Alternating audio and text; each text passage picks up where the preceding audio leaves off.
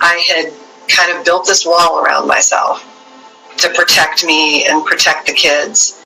And, a wall's great to protect you, but it also keeps people out and it keeps you in.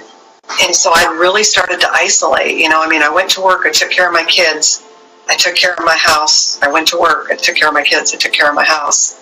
And I stopped putting myself out there.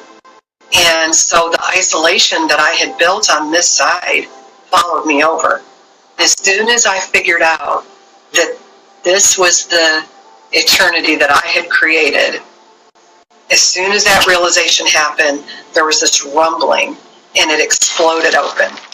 And so now all these little pieces of the darkness, like almost shards, are flying. They're just spinning around, and the darkness is pushing further and further away, and this spirit comes.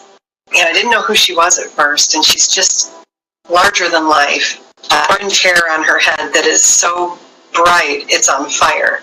And so there's like these little licks of flame that are her hair, and she's just such an attractive spirit. I couldn't keep myself from going to her. And so I go to her and she holds me against her chest, and I realize it's my grandmother. And I'm weeping. I'm so relieved that someone's there and I'm not alone and the dark is gone, and I'm just overcome and I'm crying, and her energy is just circling around me, and mine's still separate, but she's kind of encompassing me. And these shards of the darkness keep trying to get in, and they hit her energy and they're flung further away.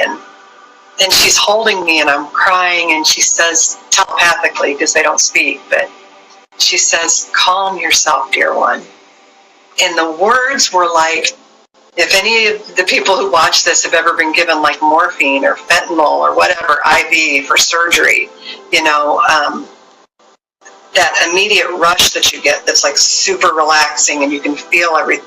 That's what it was like. It was like a chemical. I felt it acting on her words. The intention of those words acted on every cell in my body. And I just immediately relaxed and kind of melted into her. And just, her energy was just amazing. I could feel her loving me. And I asked her, I said, "Am I dead?" And she said, "Oh, no.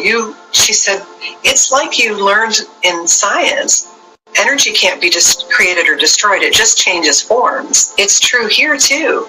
So you don't die. You either are alive on the earth side or you're super alive on this side. And it's this transition." And she said, "You are kind of in between. And there's a little cord that's holding you to your living side. And if you wanted to go back to that, you could." And I thought,